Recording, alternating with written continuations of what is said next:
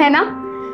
मेरा तो सपना है कि ऐसा मेरा सेम घर हो जहाँ पे मैं रोज पेंटिंग करूँ और शाम के टाइम गार्डन में मैं जाके वहाँ पे साइकिलिंग राइड दे दे। उदय, काव्या, क्या है बेटा?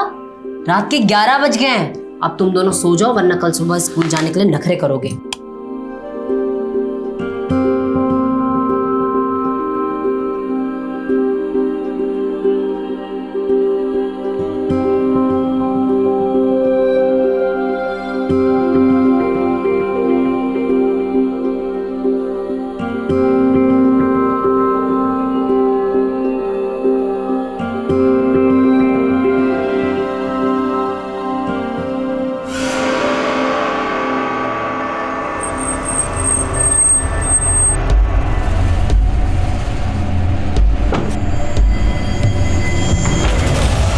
नमस्कार, मैं सोनाली कुलकर्णी क्राइम पेट्रोल सतर्क के इस नए अध्याय में आपका स्वागत करती हूँ। तस्वीरों में भी कहानियां छिपी होती हैं, बस उन्हें देखने की नजर और नजरिया चाहिए। ये केस भी एक तस्वीर है जिसमें एक सहमा देने वाली व्यथा छिपी है और इस व्यथा के कई जीते जागते पात्र थे जिनकी आप बीती 223 पन्नों की एक चार्जशीट में लिखी गई थी। इस केस के केंद्र में थी 16 वर्षीय काव्या। पेंटिंग और साइकिलिंग का शौक रखने वाली काव्या ने सोचा नहीं होगा कि वो एक ऐसे गुनाह का केंद्र थी जहां से ये केस 360 डिग्री का घुमाव लेकर एक ऐसी परिधि का निर्माण कर रहा था जिसके अंदर इंसानी दर्द को चीर देने वाली सिसकियां भी थी और डरा देने वाला हाहाकार भी।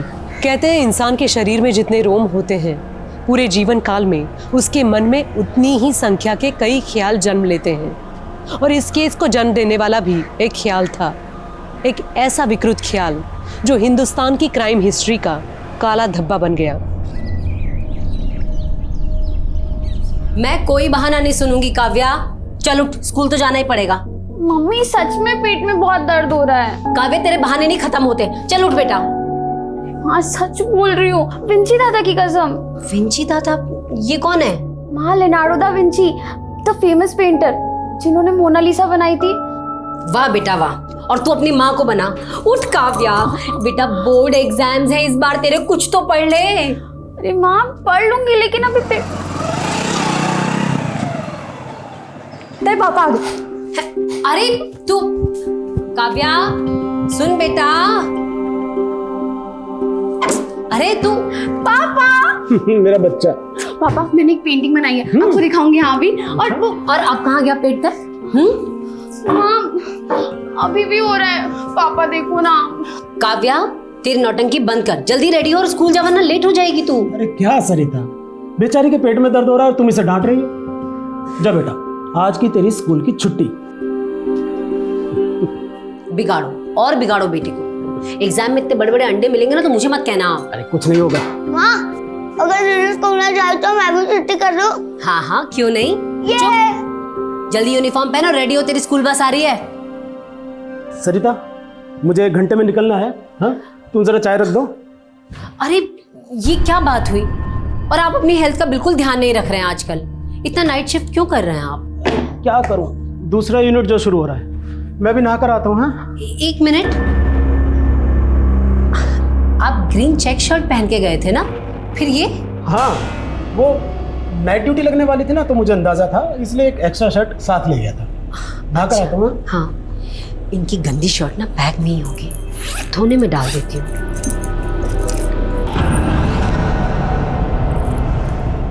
सरिता हाँ तुम ये मेरे बैग में क्या कर रही हो? अरे वो आपने बोला था ना गंदी शर्ट है, तो मैंने सोचा मैं धोने में डाल दूं। शर्ट तो मिली नहीं। ये चाबी किसी के घर की है क्या? नहीं, वो घर की नहीं, गोडाउन की चाबी है। वो मैं अपने कपड़े गलती से फैक्ट्री में भुलाया था तो कपड़ों की जगह ये चाबी उठा लाया। बहुत भुलक्कड़ होता जा रहा हूँ मैं भी। हाँ तो एक काम करो, मेरी चाय बना दो, मुझे देर हो रही है। हाँ हाँ बना।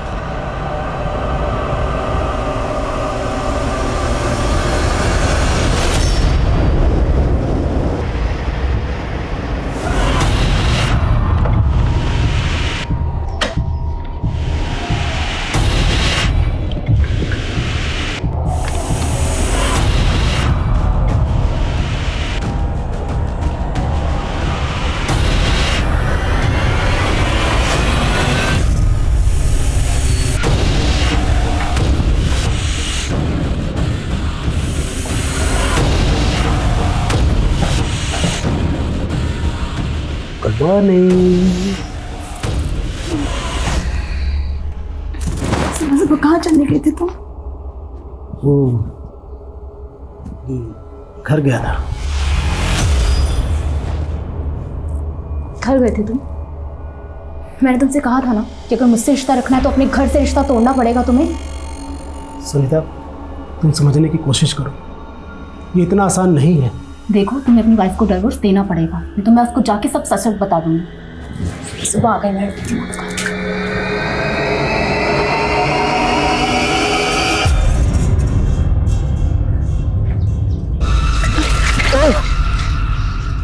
Sorry. It's okay.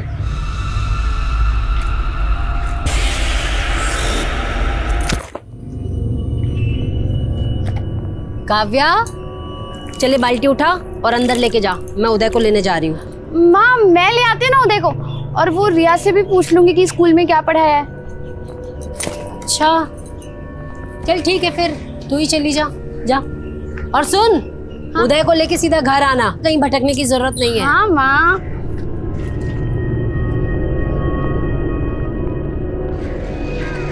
Kavya, Kavya सुनना। काव्या, मुझे ना तुझसे काम था। क्या काम है रोनी आंटी? नहीं माँ, दीदी मुझे लेने नहीं आई, इसलिए रिया दीदी मुझे घर छोड़ने आई। बहुत लापरवाह हो गई है ये काव्या, पता नहीं कहाँ चली गई। रिया बेटा, अगर तुम्हारे घर काव्या आए ना तो उसे कहना उसकी मम्मी बहुत गुस्सा कर रही थी। ठीक है आंटी, मैं बोल दूंगी उसको। ठीक है बेटा, ठीक है, बाय।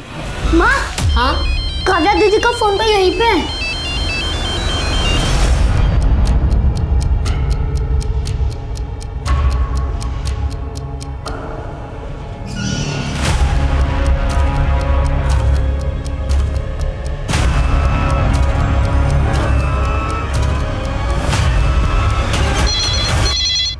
हेलो। हाँ हेलो, हाँ जी, मैं मयूर की वाइफ बोल रही हूँ, मेरी उनसे बात करा दीजिए प्लीज। सरिता जी, मयूर ने 2 दिन की छुट्टी ली थी और पिछले 2 दिन से वो फैक्ट्री नहीं आया है। 2 दिन से नहीं आया?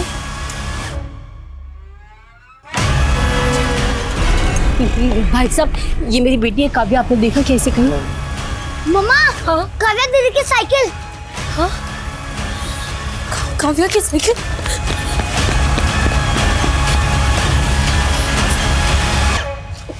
भाई साहब सुनिए ना, ये मेरी बेटी है काव्या, 15-16 साल की है, ये उसकी साइकिल, आपने देखा क्या?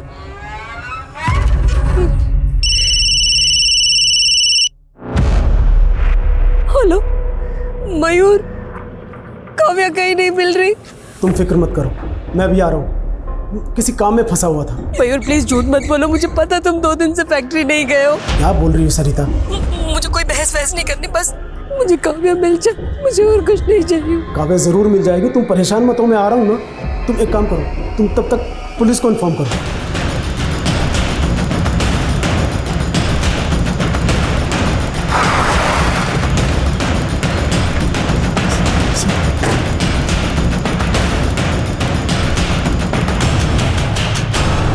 मेरी बेटी काव्या अपने भाई उदय को पिक करने के लिए निकली थी, ये उसकी साइकिल है। आप बिल्कुल फिक्र मत कीजिए, हमारी टीम आसपास के एरिया में पता कर रही है, आपकी बेटी बहुत जल्द मिल जाएगी। सर, इस पूरे एरिया में ना कोई दुकान है ना कोई सीसीटीवी। हम काव्या की फोटो आसपास के लोगों को दिखा रहे हैं। तो अपनी जांच का एरिया बढ़ाओ। Yes sir. किसी भी हालत में लड़की को ढूंढो।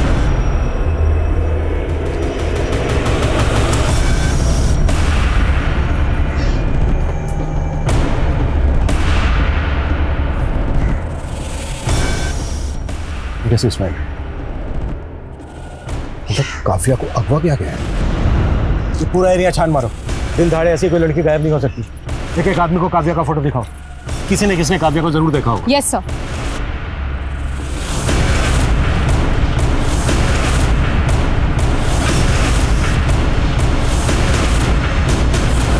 आपके बेटे की स्कूल बस यहाँ आकर रुकी है। यहाँ से आपका घर कितनी दूर है? जी, आधा किलोमीटर इस तरह।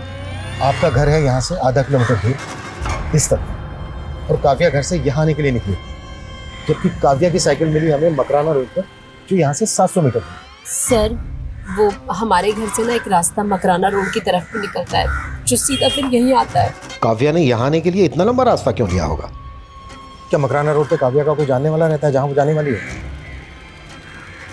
जी जी नहीं, काव्या को साइकिलिंग का शौक है, हो सकता है इस वजह से उसने वो लंबा रास्ता लिया हो। क्या काव्या का कोई बॉयफ्रेंड है? नहीं नहीं सर, वो तो बस 16 साल की छोटी बच्ची है। हाँ, लेकिन क्या है कि आजकल की जनरेशन anyway, हमने काव्या का फोन अनलॉक होने के लिए दिया, शायद उससे कुछ पता चला। सरिता जी, आपने हमें बताया था कि काव्या हमेशा स्कूल ना जाने के लिए बहाने ढूंढती थी, तो क्या स्कूल में उसे कोई प्रॉब्लम थी? नहीं, ऐसा तो उसने न कभी कुछ कहा न बताया। आपकी किसी के साथ दुश्मनी, अनबन या धमकी दी हो किसी ने आपको? जी नहीं, बिल्कुल भी नहीं। हमें लगता है बहुत जल्दी आप लोगों को फिरौती के लिए कॉल है। जैसे ही कॉल आए प्लीज हमें बताइए। मैंने काव्या को रोहिणी दीदी के साथ आज दोपहर में देखा था, दोनों आपस में कुछ बातें कर रहे थे। कहाँ रहती है रोहिणी?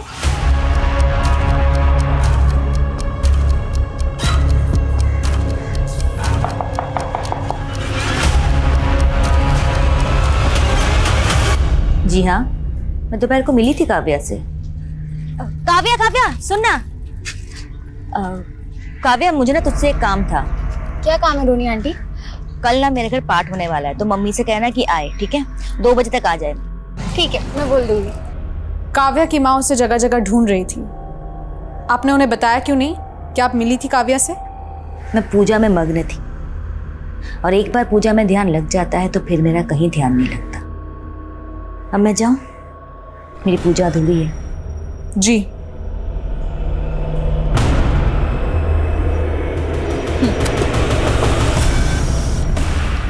सर, फॉरेंसिक्स ने ये कंफर्म किया है कि काव्या की साइकिल के पास जो रुमाल मिला है, काव्या के पेरेंट्स को अभी तक रैंसम का कॉल आया नहीं। 12 घंटे हो गए हैं किडनैपिंग में। अब तक तो कॉल आ जाना चाहिए था।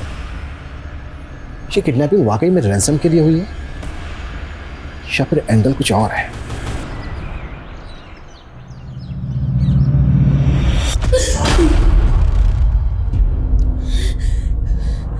काव्या नहीं है। सुनो, ये काव्या नहीं है, ठीक है? ये काव्या नहीं है। किसी को भी ऐसे लटा के मत बोलोगे ये हमारी बच्ची, तो हम नहीं मानेंगे। ये काव्या नहीं, ये काव्या नहीं। संभालिए अपने, चलिए। ये अरे ये काव्या ही नहीं है इसमें। चलिए। ये काव्या नहीं है भाई, और मेरी बात शांत हो मान जाइए मैम, शांत हो जाइए। मयूर जी, ये जली हुई बॉडी हमें उसी एरिया के पास मिली जहाँ पर काव्या की साइकिल मिली थी। वैसे तो बॉडी 99% जल चुकी है, लेकिन राइट हैंड का कुछ हिस्सा जला नहीं, और उस पर एक मार्क है। काव्या के कलाई पे भी निशान था। तो क्या ये काव्या की? काव्या! ना तो फिरौती मांगी गई है, ना ही कोई दुश्मनी का एंगल सामने आया है। आखिर 16 साल की बच्ची को कोई इतनी बुरी तरह से जलाकर क्यों मारेगा? काव्या का फोन अनलॉक हुआ? सर, मेरी साइबर टीम से बात हुई है, 1-2 दिन में हो जाना चाहिए। काव्या के पेरेंट्स ने किसी पर शक नहीं जताया। कहीं ऐसा तो नहीं है कि काव्या के पेरेंट्स हमसे कुछ छुपा रहे हैं जो इस केस से कनेक्टेड है, इसलिए इस केस की कड़ियां नहीं जुड़ रही हैं? एक काम करो, काव्या के पेरेंट्स की बैकग्राउंड का बात। सर, मैं सोच रही थी कि काव्या की फ्रेंड रिया से बात करूं। हो सकता है जो बात पेरेंट्स को ना मालूम हो वो दोस्त को मालूम हो। काव्या बार बार स्कूल ना जाने के बहाने ढूंढती थी। क्या स्कूल में उसे कोई बुली कर रहा था? नहीं मैम, ऐसा बिल्कुल नहीं था। उसका दिमाग कभी पढ़ाई में लगता ही नहीं था। उसका दिमाग तो हमेशा पेंटिंग बनाने में और साइकिलिंग करने में लगता था। काव्या के पेरेंट्स का कहना है कि उसका कोई बॉयफ्रेंड नहीं था। क्या तुम्हें पता है उसके बॉयफ्रेंड के बारे में? मेरे हिसाब से काव्या का कोई बॉयफ्रेंड नहीं था। गुड्डू, इधर आ। यहाँ भी पीछे, स्कूल में भी पीछे। हाँ, आगे कब बढ़ेगा? अरे स्कूल में तेरा नाम जनक रखा था, ये सोच के कि राजा जनक जैसा विद्वान बनेगा, और तू नाम खराब करने पे तुला है। अब दिसंबर, आजकल बहुत नाटक हो गए तेरे। हैं? अरे बाजार भाव से ज्यादा पैसे दे रहा हूं, फिर भी तू नाटक कर रहा है। देखिए प्रमोद जी, मैंने पहले ही आपसे कहा है कि मुझे वो जमीन नहीं बेचनी। सोच ले दिसंबर, बेटा छोटा है भी तेरा। देखिए, धमकी मत दीजिए। वरना क्या करेगा तू? वरना क्या? अरे साला 2 कड़े का आदमी सर पर बैठेगा। सर फोड़ दिया।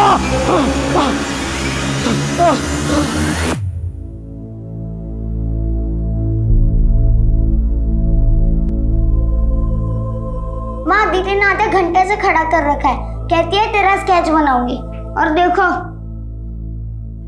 क्या बना दिया। माँ माँ, अब दीदी वापस कभी भी नहीं आएगी। बोलो ना माँ, चुप क्यों हो?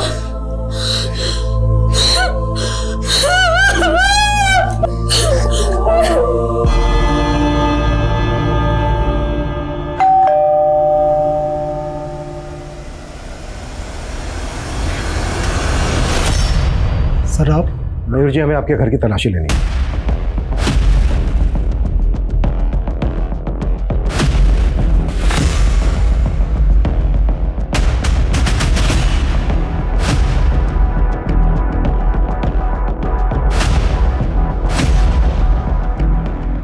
ये पेंटिंग काव्या ने खुद बनाई थी?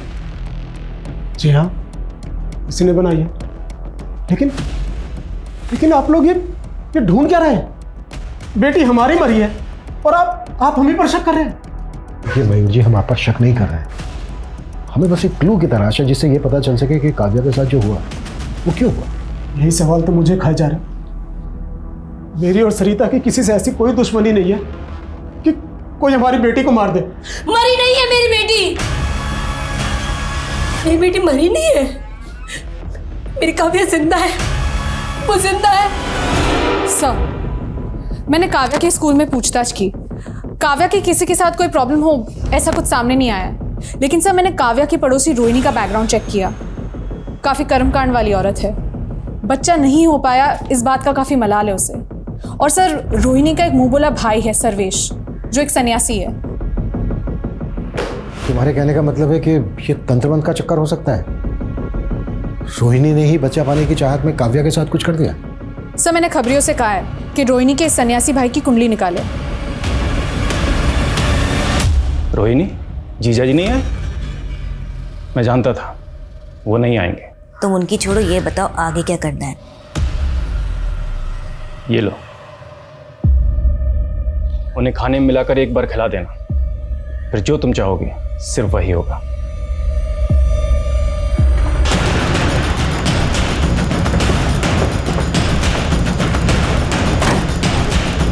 पीछे हटो, पीछे हो जाओ, चलो पीछे हो जाओ, पीछे हो जाओ, चलो हटो। इस लड़की के भी राइट हैंड की कलाई पर मार्क है। सर। विमल सर, बॉडी को पोस्टमार्टम के लिए भेजो। सर, उस जली हुई लाश की फोरेंसिक रिपोर्ट आना बाकी है, लेकिन डॉक्टर ने मुझे अभी अभी कंफर्म किया कि वो लाश किसी 25 से 26 साल की ग्रोन अप लड़की की थी। 25 से 26 साल की लड़की की थी? लेकिन काव्या तो सिर्फ 16 साल की थी। तो क्या मयूर से गलती हुई? या फिर मयूर ने जानबूझकर गलत शिनाख्त की? इस लड़की के राइट हैंड की कलाई पर भी एक मार्क है। कहीं यही तो काव्या नहीं है? पहले आपसे पहचानने में भूल हुई थी। वो जली हुई लाश आपकी बेटी काव्या की नहीं थी। देखा, मैंने कहा था ना वो हमारी काव्या नहीं थी, और ये भी हमारी काव्या नहीं है। ये अपना काम ही नहीं करना चाहते, हमसे अपना पल्ला छुड़ाना चाहते हैं ये। Sarita ji, I am very sorry, but इस बार जो हमें लाश मिली है उसकी कद काठी और उम्र काव्या से बिल्कुल मैच करती है, और इसके दाहिने हाथ की कलाई पर भी एक निशान है। प्लीज आप लोग वो निशान देख लीजिए। ये मेरी बेटी नहीं है। नहीं, आप परेशान कर रहे हैं, हमें जानबूझ के परेशान कर रहे हैं। मेरी बेटी नहीं है। चलो चलो सरिता, ये हमारी बेटी नहीं है, चलो। एक जली हुई लाश, एक सर कटी लाश और एक गंभीर सवाल। काव्या को वाकई मार दिया? इस केस को भटकाने की चाल थी। काव्या अब भी उसकी माँ और भाई की उम्मीदों में जिंदा थी। डीएनए लगभग 30 दिन का समय लेने वाला था, और अब तक ये चर्चाएं गर्म थी कि इस केस के इन्वेस्टिगेटिव ऑफिसर ने अपने पिछले 2 केस 48 घंटे के अंदर क्रैक कर लिए थे। लेकिन क्या इस केस में 48 दिन या 48 महीने भी काफी थे?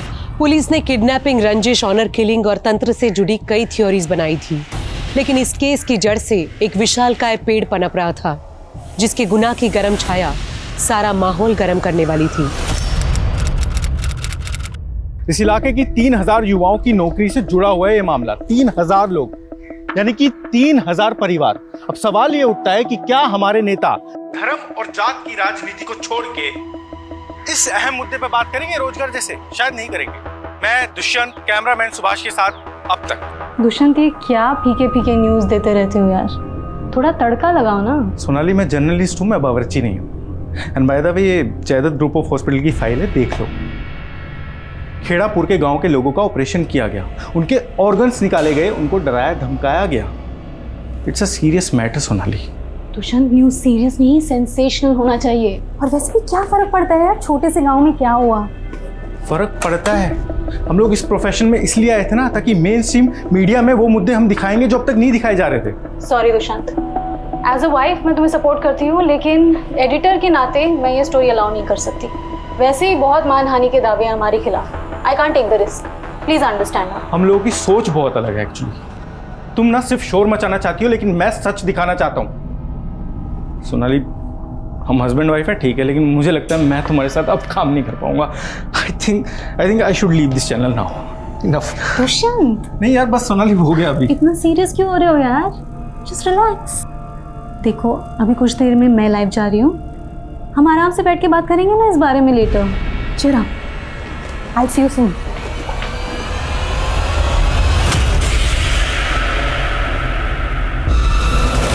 हाँ सर, माना कि मैं एक बांझ हूँ, लेकिन इसका मतलब ये नहीं कि मैं किसी और के बच्चे को मार दूंगी। देखिए, हम आप पर ऐसा कोई इल्जाम नहीं लगा रहे, पर हमने सुना है कि आप बच्चा पाने के लिए बहुत पूजा पाठ करती हैं, दूसरी विधियां करती हैं अपने इस मुंह भाई के साथ मिलकर। हाँ, तो इसमें गलत क्या है?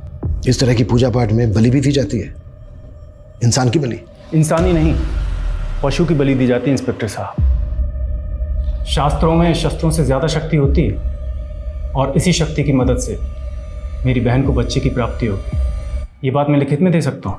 महोदय, यदि आपने दोबारा हमारी बात काटने का कष्ट किया तो आपको हमारी शक्ति का परिचय होगा, और ये बात मैं भी लिख के दे सकता हूँ। बलि के लिए बकरे कहां से लाए जाते थे? एक एक डिटेल देना हमें।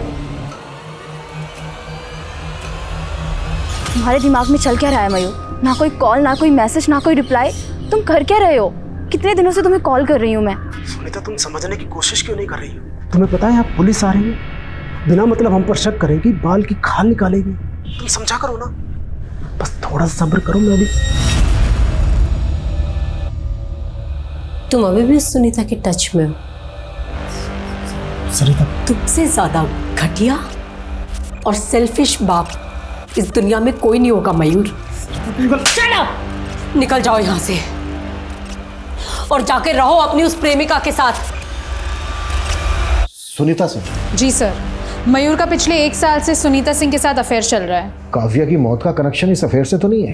कहीं ऐसा तो नहीं है कि काव्या का पिता मयूर ही काव्या की मौत का कारण है?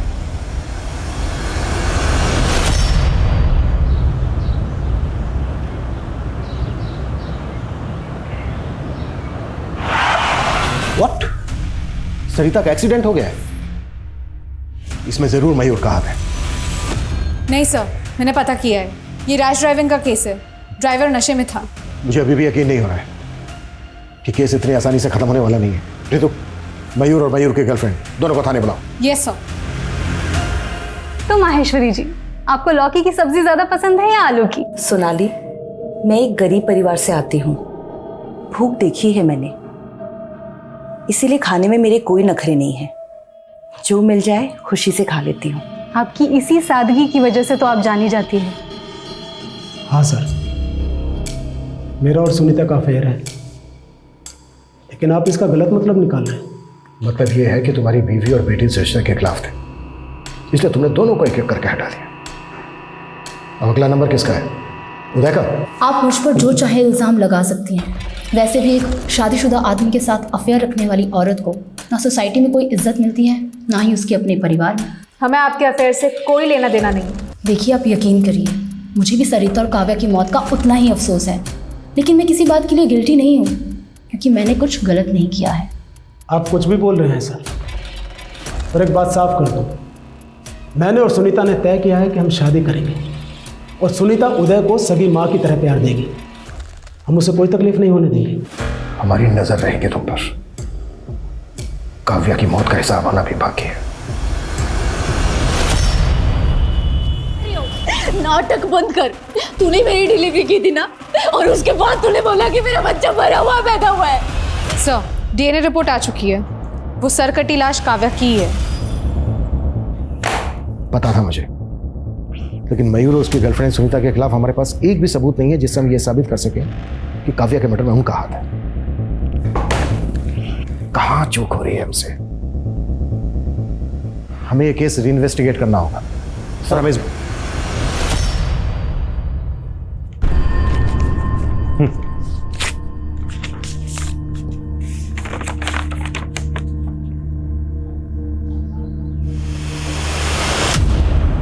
क्या हुआ सर? प्रमोशन लेटर है। कॉन्ग्रेचुलेशंस। पर सर आप इतने परेशान क्यों हैं? 7 दिन के बाद ज्वाइन करना है। इसका मतलब यह है कि इस केस को सोल्व करने के लिए हमारे पास सिर्फ 7 दिन है। किसी भी हालत में इन 7 दिन के अंदर हमें ये केस सोल्व करना है। Yes sir.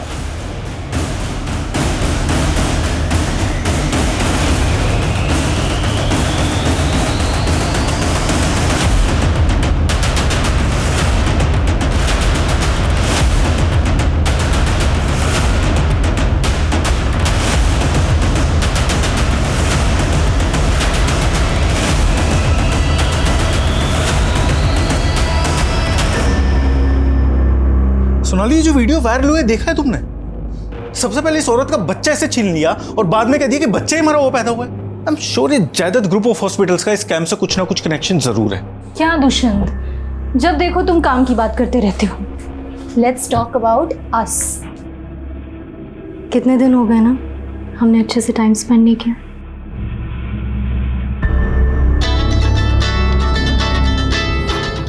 सोनाली, मुझे बहुत इंपॉर्टेंट टिप मिली है, मुझे जाना होगा। I have to go please. Hello,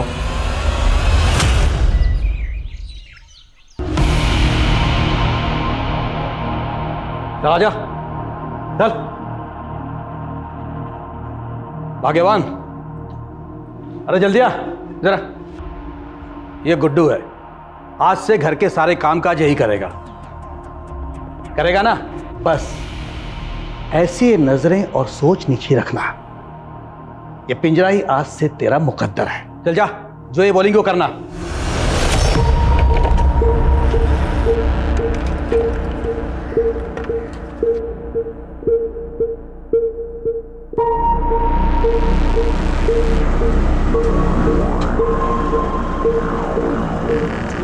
कहाँ हो तुम? अभी आधा घंटा और लगेगा। तो फिर मुझे इतना जल्दी क्यों बुलाया? और तुमने उस लड़की की वो इन्फॉर्मेशन निकाली जिस लड़की का वीडियो वायरल हुआ था सनातन हॉस्पिटल का?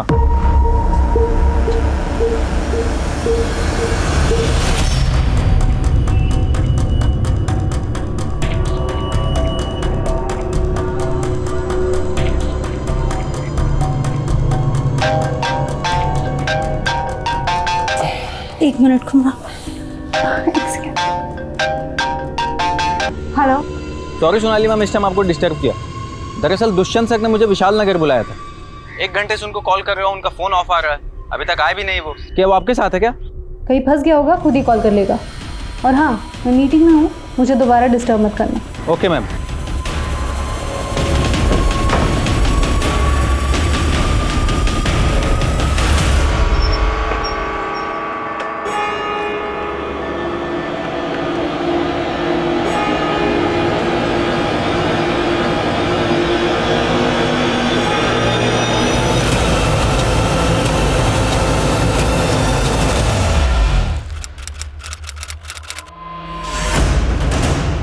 जैन सर।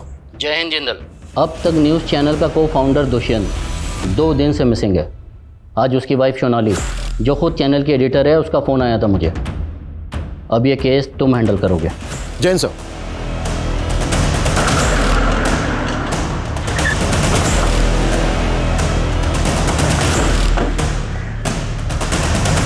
मैं समझ सकती हूँ कि दुष्यंत के गायब होने के पीछे सबको कोई ना कोई कॉन्स्पिरेसी नज़र आ रही होगी। कई नेताओं, बिजनेसमैन, अधिकारियों को नाराज़ किया था उसने अपनी रिपोर्टिंग से। लेकिन ऑफिसर, ऐसा कुछ है नहीं। आपके कहने का मतलब यह है कि दुष्यंत अपनी मर्जी से कहीं चले गए? Yes officer. एक्चुअली वो कई दिनों से मुझसे ही नाराज़ था। इस नाराज़गी की वजह? हम दोनों ने मिलके ये चैनल खोला था और eventually I became the face of the channel. इसीलिए दुष्यंत को कहीं ना कहीं ऐसा लगने लगा कि वो पीछे रह गया। सब उसके मन का वहम है। अगली बार मिलूंगी तो समझा लूंगी उसे। आप प्लीज़ उसे जल्द से जल्द ढूंढ निकालिए। श्योर सर, दुष्यंत को आखिरी 3 कॉल उस्मान शेख नाम के आदमी के आए थे। सर, यह है उस्मान शेख, हिस्ट्री शीटर है। सर इलीगल आर्म डीलिंग्स के चार्जेस लगे थे इसके ऊपर। लेकिन दुष्यंत की बीवी सोनाली का कहना है कि दुष्यंत उनकी प्रोफेशनल अनबन की वजह से अपनी मर्जी से कहीं चला गया है। अगर उस्मान की इसमें इन्वॉल्वमेंट है तो दुष्यंत खतरे में है। Right sir. सर दुष्यंत का फोन जैतपुर रोड के पास स्विच ऑफ हुआ था। अभिषेक, उस एरिया की सारी सीसीटीवी फुटेज स्कैन करो, शायद दुष्यंत की कहीं बाइक स्पॉट हुई हो। सर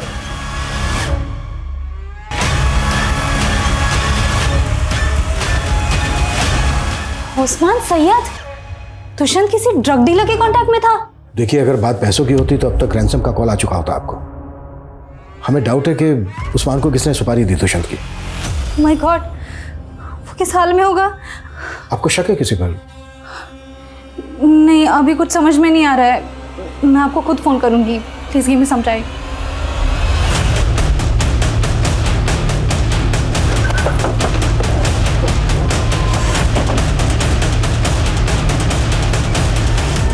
हम दुष्यंत को खोज रहे थे, लेकिन हमें इस लड़की की लाश मिली। पता करो कौन है ये लड़की। अदिति नाम है इसका।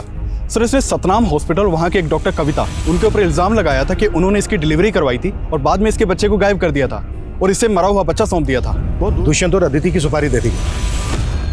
पता करो दुष्यंत और अदिति के बीच कोई कांटेक्ट था क्या? सर मैं इस अदिति से कभी मिली तो नहीं। हाँ, लेकिन दुष्यंत ने मुझसे बात की थी इसके वीडियो के बारे में, बट फिर उसने उस स्टोरी को फॉलो किया या नहीं ये मैं नहीं जानती। मैडम, दुष्यंत सर ने मुझसे कहा था कि वो इस स्टोरी। सर, अदिति मारी जा चुकी है। कहीं दुष्यंत की जान को तो खतरा। देखिए, अगर दुष्यंत और अदिति एक दूसरे से कांटेक्ट में थे तो यस, दुष्यंत के लिए खतरा है। हम सतनाम हॉस्पिटल वालों से क्वेश्चनिंग कर रहे हैं। सर, मैं किसी अदिति को नहीं जानती। जब मैंने किसी अदिति नाम के पेशेंट की डिलीवरी की ही नहीं तो बच्चा गायब करने का तो सवाल ही नहीं उठता। आप अगर चाहें तो रिकॉर्ड्स चेक कर सकते हैं। सर सतनाम हॉस्पिटल वाले तो इस बात को सिरे से खारिज कर रहे हैं कि अदिति उनके वहाँ कभी डिलीवरी के लिए आई थी। सर अदिति और दुष्यंत, इन दोनों का भी आपस में कोई लिंक नहीं मिल रहा है। हो सकता है कि दोनों केसेस अलग अलग हों। दुष्यंत गायब है। दुष्यंत जिस हिस्ट्री शूटर उस्मान के टच में था वो भी गायब है। कुछ तो मिस कर रहे हैं हम लोग। सर मैंने खबरियों को सोनाली की कुंडली निकालने को कहा था, तो पता चला है कि सोनाली का एक कुणाल नाम के बिजनेसमैन के साथ अफेयर चल रहा है। सर कुणाल दुष्यंत का ही दोस्त है और दुष्यंत के चैनल को इसी ने फंड किया है। सोनाली का दुष्यंत के दोस्त कुणाल के साथ अफेयर चल रहा है। और एक बात, 2 महीने पहले दुष्यंत ने जयदत्त हॉस्पिटल में चल रहे स्कैम को एक्सपोज किया था। कहीं दोनों हॉस्पिटल्स का आपस में कोई कनेक्शन तो नहीं है? अपने खबरियों को जयदत्त और सतनाम हॉस्पिटल में काम पे लगा। पता कर कौन सा गोरख धंधा चल रहा है वहाँ, और ये अदिति की फैमिली का कब पता चलेगा। जल्दी पता कर, टाइम बहुत कम है हमारे पास। ठीक है साहब, करता हूं। ऑफिसर, यहाँ मेरे हस्बैंड इतने दिनों से लापता है और आप उन्हें ढूंढने की जगह मेरी जासूसी कर रहे हैं। मेरा अफेयर है या नहीं है, इसका इस केस से कोई ताल्लुक नहीं है। अगर ये केस आपकी बजाय किसी नेता या अभिनेता से जुड़ा होता ना तो आपने अब तक ब्रेकिंग न्यूज़ बनाकर डिबेट शुरू कर दी होती। हमें आपकी तरह चिल्लाकर झूठ को सच बनाने की आदत नहीं है। हम सच को ना खोद के निकालते हैं। आपके पति दुष्यंत की सच्चाई भी हम सामने लाकर रहेंगे। हेलो सर, उस्मान का पता चल गया है। उठा लो उसे। मैंने कुछ नहीं कहा। अभिषेक, साहब मैंने किसी को नहीं मारा। मैं तो दुष्यंत साहब के लिए कबरी का काम कर रहा था। क्या काम दिया था दुष्यंत ने तुझे? वो अदिति है ना, जिसने सतनाम अस्पताल पर अपना बच्चा गायब करने का इल्जाम लगाया था, बस उसी के बारे में पता करने को बोला था। अदिति के बारे में क्या पता किया तूने? साहब वो अदिति थी नहीं, उसका नाम दीपाली था और वो एक पत्रकार थी।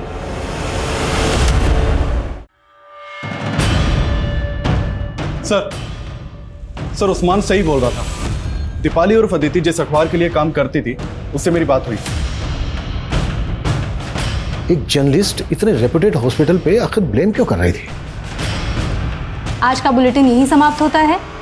अंत में एक रिक्वेस्ट, अगर आपको मेरे पति दुष्यंत के बारे में कोई भी जानकारी मिलती है तो कृपया नीचे दिए गए नंबर पर संपर्क करें। Thank you. तो महेश्वरी सतनाम और जयदत्त इन दोनों हॉस्पिटल में साइलेंट पार्टनर है। Yes sir. और वो अब तक चैनल के एडिटर सोनाली, उसके भी काफ़ी करीबी ताल्लुकात हैं महेश्वरी के साथ। मैडम के ऊपर करप्शन के कई चार्जेस हैं और मैडम की इमेज को क्लीन करने के लिए पूरे जोर शोर से लगी है सोनाली। महेश्वरी जी, इस बार आपका इंटरव्यू आपके गांव में करेंगे। अपने पापा को भी साथ रखिएगा। हाँ, जनता के दिलों को छू जाते हैं ऐसे मोमेंट्स। जनता की नब्ज हम नेता तो मैंकर से ज्यादा समझते हैं, वो सब हम पे छोड़ दो। खैर ये बताओ, तुम्हारे पति दुष्यंत की कोई खबर मिली? लेकिन सर आप ही ने तो ये केस मुझे हैंड ओवर किया था। देखिए सर, मैं इस केस को सॉल्व करने के काफी करीब हूँ। जिंदल, नो मोर आर्ग्यूमेंट्स। दुष्यंत का केस पांडे के हवाले करो और कल आकर मुझे हेडक्वार्टर में मिलो। जय Hind sir. Sir Maheshwari madam के इस इलाके में लगभग 15 इलीगल प्रॉपर्टीज हैं और मैडम को बने हुए अभी सिर्फ 2 ही साल हुए हैं। ये देखिए सर। और मेरे पास सिर्फ 24 घंटे हैं। हेडक्वार्टर से कॉल आ गया है, जो लोग चाहते ही नहीं है मैं इस केस को लेके आगे बढ़ूं। दिस सिस्टम इज सो।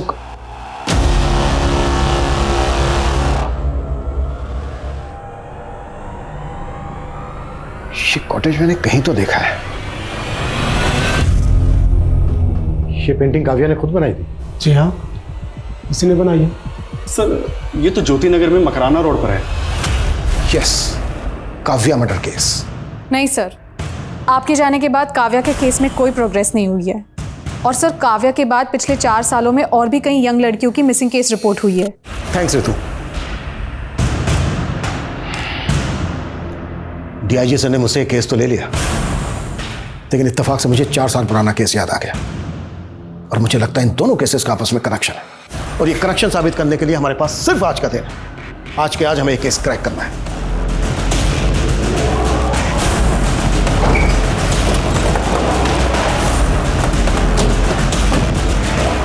चलो। ये बंगला तो सालों से बंद है साहब, यहाँ कोई नहीं आता, बस कभी कभार गुड्डू भैया आते हैं। कौन है गुड्डू? महेश्वरी का पीए।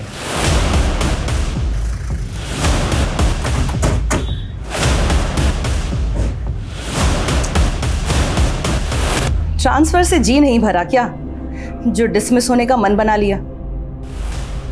मन की बात बाद में करते हैं, फिलहाल काम की बात करते हैं।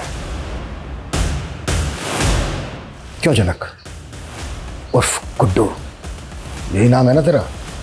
इंस्पेक्टर, आपको शायद कोई गलत आपकी बेनामी संपत्ति है ना, आपका वो फार्म हाउस मकराना रोड पर। इसकी करतूत के पक्के सबूत मिले हमें वहां पर।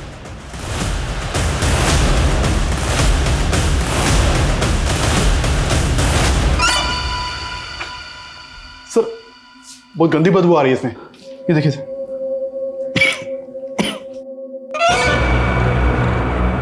ये तो खून है सर। कुछ याद आया गुड्डू भैया? नहीं आया? कोई नहीं, हम याद दिलाते। ये सब का जड़ मेरा बाप है। वो चाहता था कि मैं पढ़ लिख के एक बड़ा आदमी बनूं, लेकिन क्या करता सर, मेरे इस भेजे में कुछ घुसता ही नहीं कभी। परेशान हो गया था उसकी मार खाते खाते। एक दिन ना दिमाग खसक गया मेरा और मैंने अपने बाप को ही मार दिया। प्रमोद, बड़ी तेज बुद्धि थी उसकी सर, मुझे अपने साथ अपने घर ले गया। ये सब महेश्वरी के कहने पे किया ना तूने? नहीं, महेश्वरी मैडम को तो पता ही नहीं है कि उनके पति को किसने मारा। कभी मुझ पर शक भी नहीं हुआ। और महेश्वरी मैडम और बड़ी सयानी औरत निकली होगी, दिमाग लगाकर बन गई, लेकिन मुझे बड़ा मानती है वो, इसलिए उसकी सेवा करता हूँ और मेवा खाता हूँ। काव्या को किसने मारा? काव्या अक्सर आती थी फार्म हाउस पे, देखते ही पसंद आ गई मुझे। अच्छी कलाकार थी, साइकिल भी बढ़िया चलाती थी, अच्छी लगी तो उठा लिया उसको। वो पत्रकार दुष्यंत, उसको भी मैंने ही मारा था, मैडम की जासूसी कर रहा था। अचानक फार्म हाउस पहुंच गया, कुछ तो ढूंढ रहा था वो और रास्ते से हटा दिया। और अदिति? अदिति को भी तू नहीं मारा? अदिति नहीं, दीपाली। हाँ दीपाली, दीपाली को तू नहीं मारा? उससे मेरा कोई लेना देना नहीं था सर, ये काम मैंने महेश्वरी मैडम के लिए किया। हैरान करके रखा था उसने मैडम को। वो न्यूज़ रिपोर्टर थी, अरे हॉस्पिटल पे इंक्वायरी बिठाना था उसको। वो जो नवजात बच्चे गायब हो रहे थे, उसके स्कैम को एक्सपोज करना चाहती थी वो। अब तक टोटल कितने लोगों को मारा है तूने? 30। पूरी गिनती रखता हूँ सर। जो दिमाग है ना, बहुत तेज हो गया मेरा। मगज का जूस पीकर। मगज का जूस पीकर मतलब? जिस किसी को मारता हूं ना, उसकी खोपड़ी अलग करके एक ज्योतिष मिले थे मुझे, उन्होंने मुझसे कहा किसी होशियार इंसान को मारकर उसके भेजे का जूस बनाकर रसपान कर लो, उसका सारा प्रभाव तुम हासिल कर लोगे। बस वही किया हमने सर। इंसान नहीं, इंसानों के नाम पर हैवान है तू। इंसानों को निकलने वाला दानव। तेरे जैसे दानवों की समझ को कोई जरूरत नहीं है।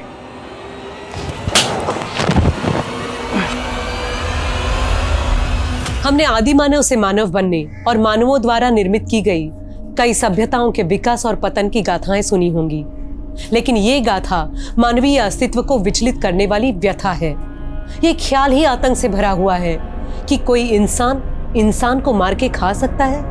लेकिन जनक ने दावा किया है कि वो लगभग 30 लोगों को मार के उनके मगज का मांसाहार कर चुका है। नोएडा के निठारी कांड के बाद ये हिंदुस्तान का दूसरा कैनिबल यानी नरभक्षी हत्याकांड है। और हैरानी की बात ये थी कि ये सभी हत्याएं सन 2005 से हो रही थी। अलग अलग क्षेत्रों से आए दिन कई लोग गायब हो रहे थे और आखिरकार ऑन रिकॉर्ड फाइल हुए 18 मिसिंग केस और 4 हत्या के केस लगभग 15 साल बाद न्याय की दहलीज पर पहुंचे। लेकिन जनक जैसी विकृत मानसिकता के अपराधियों की मानसिक स्थिति पे ये सवाल उठने लगते हैं कि कहीं वो एबनॉर्मल तो नहीं, और इस परिस्थिति में कातिल को सजा में रियायत मिल जाती है। लेकिन मेडिकल रिपोर्ट ने जल्द ही ये साफ कर दिया कि जनक एबनॉर्मल नहीं था, लेकिन बचपन से पनप रहे मानसिक अवसाद ने उसको इतना खूंखार अपराधी बना दिया। अब मैं सोनाली कुलकर्णी आपसे विदा लेती हूँ। फिर होगी मुलाकात एक नए और चौंका देने वाले केस के साथ। देखते रहिए क्राइम पेट्रोल सतर्क। जय हिंद। क्राइम पेट्रोल के और भी दिलचस्प कहानी देखने के लिए हमारे चैनल को सब्सक्राइब करें और बेल आइकॉन दबाना न भूलें।